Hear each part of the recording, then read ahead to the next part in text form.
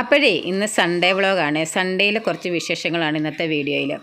അപ്പോൾ എൻ്റെ ചാനൽ ആദ്യമായിട്ട് കാണുന്നവരുണ്ടെങ്കിൽ എൻ്റെ വീഡിയോസ് ഇഷ്ടപ്പെടുന്നുണ്ടെങ്കിൽ ദയവായി എൻ്റെ ചാനൽ ഒന്ന് സബ്സ്ക്രൈബ് ചെയ്ത് എൻ്റെ വീഡിയോസിന് ലൈക്കും കമൻറ്റും ഷെയർ എല്ലാം ചെയ്തൊന്ന് സപ്പോർട്ട് ചെയ്യണേ. അപ്പോൾ നമ്മുടെ ആഷ്മിക്കായിരുന്നു ഇന്ന് മിറ്റം തൂക്കുന്ന ഡ്യൂട്ടി. അങ്ങനെ ആഷ്മി ഡാൻസൊക്കെ കളിച്ച് മിറ്റം തൂക്കുകയാണ്. അപ്പോൾ ആഷ്മിനെ കുറച്ച് ദിവസം കൊണ്ടേ പറയുന്നു അവൾക്ക് ബിരിയാണി വേണമെന്ന്. അപ്പം ബിരിയാണി ഉണ്ടാക്കാനുള്ള തയ്യാറെടുപ്പിലാണ് രാവിലെ ഞാൻ. അപ്പം രാവിലെ ഇന്നൊന്നും ഉണ്ടാക്കിയില്ല. അവധി ദിവസം ഞങ്ങളിവിടെ പഴങ്കഞ്ഞിയാണ് കഴിക്കുന്നത്. അപ്പം പഴങ്കഞ്ഞിക്ക് ഞാൻ 2 ഉണക്കമീൻ എടുത്തു. അപ്പോൾ ഇന്നലെ ഉണക്കമീൻ ചേച്ചി വന്നു, ഒരുപാട് ദിവസം കൊണ്ട് വരുന്നില്ലായിരുന്നു. അപ്പോൾ ഇന്നലെ ഉണക്കമീൻ ചേച്ചി വന്നപ്പോഴത്തേക്കിനും ഞാൻ കുറച്ച് കാരലും കുറച്ച് കരിച്ചാളയും വാങ്ങിയായിരുന്നു. അങ്ങനെ അത് പഴങ്കഞ്ഞി കുടിക്കാൻ 2 വറക്കാമെന്നും കരുതി ഞാൻ അതെടുത്ത് വെള്ളത്തിലിടുക. അപ്പോൾ അമ്മ രാവിലെ എഴുന്നേറ്റ് കുളിച്ചൊരുങ്ങി അമ്പലത്തിൽ പോയിട്ടുണ്ട്. അതാണ്ട് നമ്മുടെ റോക്കിച്ചായം കാണിച്ചിട്ടുണ്ട്. നമ്മൾ ആഷ്മി തൂത്തിട്ട മുറ്റത്ത് പ്ലാസ്റ്റിക് കൊണ്ടുവന്ന് കടിച്ച് പറിച്ചിട്ടേക്കെന്ന്. ആഷ്മി ദേഷിച്ച് പോയേക്കുക.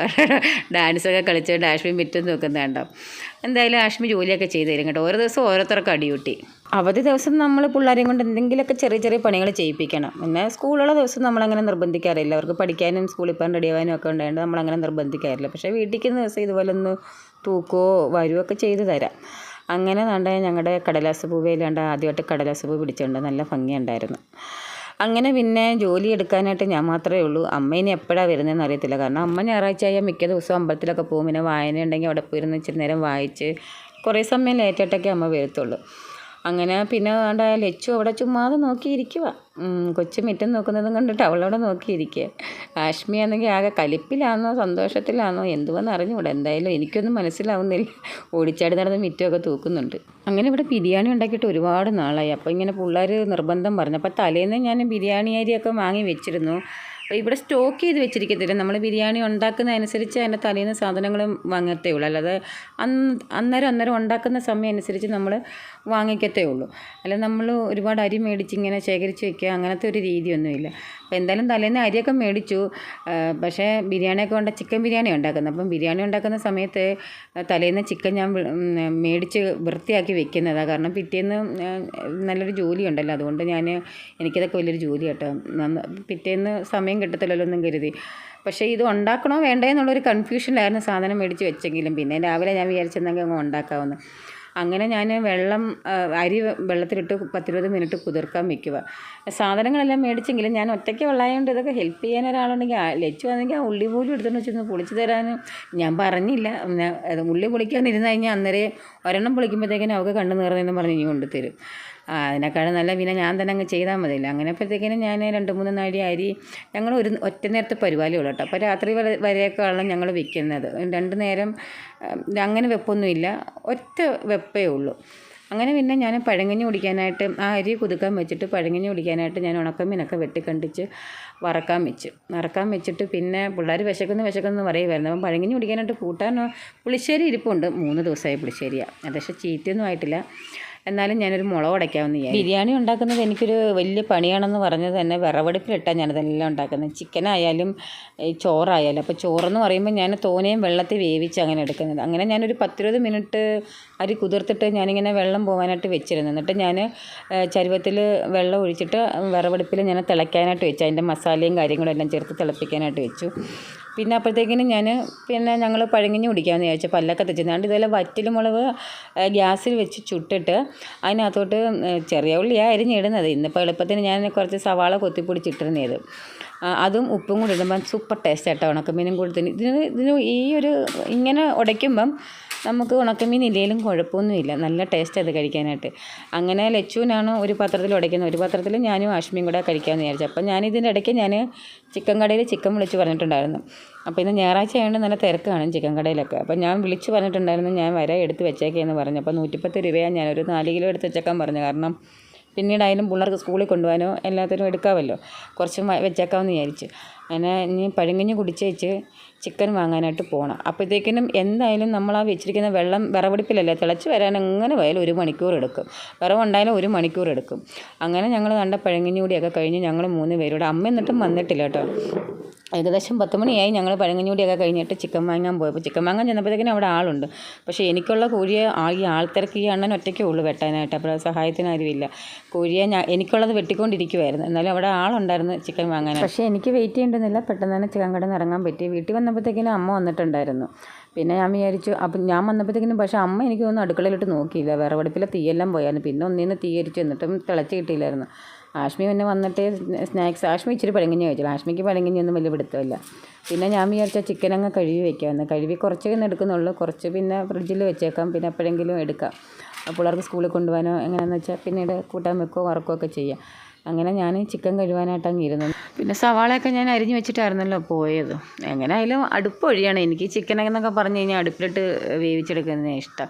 പിന്നെ ഞാൻ അരി തിളച്ച് കഴിഞ്ഞാൽ പിന്നെ എളുപ്പമാണ്. പിന്നെ അരി തിളച്ചിട്ട് ആ അടുപ്പിലിട്ട് ചിക്കൻ അങ്ങ് വെക്കാമെന്ന് വിചാരിച്ചു. പിന്നെ അമ്മ അമ്പലത്തിൽ പോയിട്ട് വന്ന വഴിക്ക് ഞങ്ങളുടെ കടയിൽ വരുന്ന ഒരു ചേച്ചിയുടെ വീട്ടിൽ നിന്ന് കുറച്ച് ചീനി കൊടുത്തു വിട്ട്.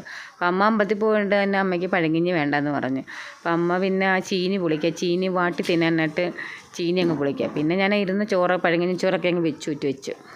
അമ്മ അമ്പലത്തിൽ പോട്ടുന്നപ്പോൾ അവിടുന്ന് പാൽപ്പായസം കൊണ്ടായിരുന്നു. തൊട്ടടുത്തിരുന്ന് ആഷ്മി അതാ കുടിച്ചുകൊണ്ടിരിക്കുന്നത്. പിന്നെ ചോറ് വെന്തിട്ട് എളുപ്പമല്ലെന്ന് വിചാരിച്ച് അടുപ്പിൽ അരി തിളച്ചില്ല കേട്ടോ, വെള്ളം കണ്ട തിളച്ച് വരുന്നതേ ഉള്ളൂ. അടിപ്പഴാ തിളച്ച് വരുന്നത്. അതിന് മുമ്പായിട്ട് ഞാൻ ഗ്യാസിലിട്ട് ഉള്ളി അങ്ങ് വാട്ടാമെന്ന് വിചാരിച്ചു. സമയം ഒരുപാടായിരുന്നു, ശരിക്കും പറഞ്ഞാൽ 11 മണി എങ്ങാണ്ടായി.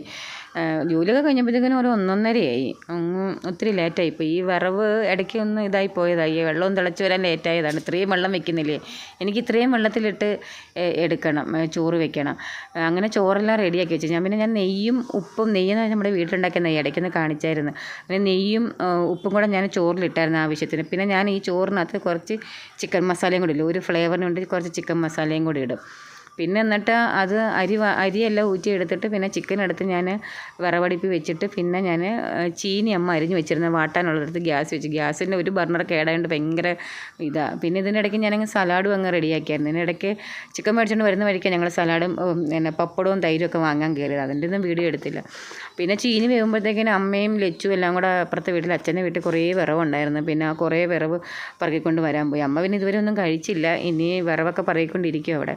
അപ്പോഴത്തേക്കിനും ഞാൻ ചീനിയൊക്കെ ഊറ്റി വാട്ടി എടുത്തിട്ടുണ്ട്. പിന്നെ അതിനകത്തോട്ട് കുറച്ച് 2 പച്ചമുളകും കുറച്ച് കൊച്ചുള്ളിയും ഉപ്പും കൂടി ഇട്ട് ഇങ്ങനെ ഇളക്കിയെടുക്കും. ഇങ്ങനെ തിന്നാൻ നല്ല രസമാണ്. ഇതിൻ്റെ കൂടെ ഉണക്കമീൻ ടേസ്റ്റാട്ടോ. അമ്മ പിന്നെ ഉണക്കമീൻ എടുത്തിട്ടുണ്ട്. അങ്ങനെ ഇച്ചിരി എരിയായിപ്പോയി. ഞാനും പിന്നെ കൊതി തോന്നിയിട്ട് ഒരു പാത്രത്തിൽ ഇച്ചിരി എടുത്തെന്ന് വെച്ചു. പക്ഷേ ഇത് മൊത്തം തിന്നില്ല. എനിക്ക് ശരിക്കും പറഞ്ഞാൽ പഴങ്കഞ്ഞിയാണ് ഇഷ്ടം. എനിക്ക് ഈ ചീനി ഇങ്ങനെ വാട്ടി ഞാൻ കഴിക്കും, ചീനി വേവിച്ച് ചീനിയൊക്കെ പഴങ്കഞ്ഞിയുടെ കൂടെ എനിക്കിഷ്ടമാണ്. പക്ഷേ ഇങ്ങനെയൊക്കെ തിന്നാൻ എനിക്ക് വലിയ താല്പര്യമില്ല. ഞാനത് ഇച്ചിരി തിന്നുള്ളൂ. അപ്പോൾ ലച്ചു എടുക്കാൻ പോയപ്പോൾ ലച്ചുവിന് ഇതൊക്കെ ഭയങ്കര ഇഷ്ടം, ഈ നാടൻ ഭക്ഷണമൊക്കെ. ആഷ്മി തിരിഞ്ഞു പോലും നോക്കിയില്ല. ഇച്ചിരി ഞാൻ വാരി കൊടുത്തപ്പോൾ എരിയാന്നും പറഞ്ഞ് അങ്ങ് പോയി. അവൾ പിന്നെ അതൊന്നും തിന്നില്ല.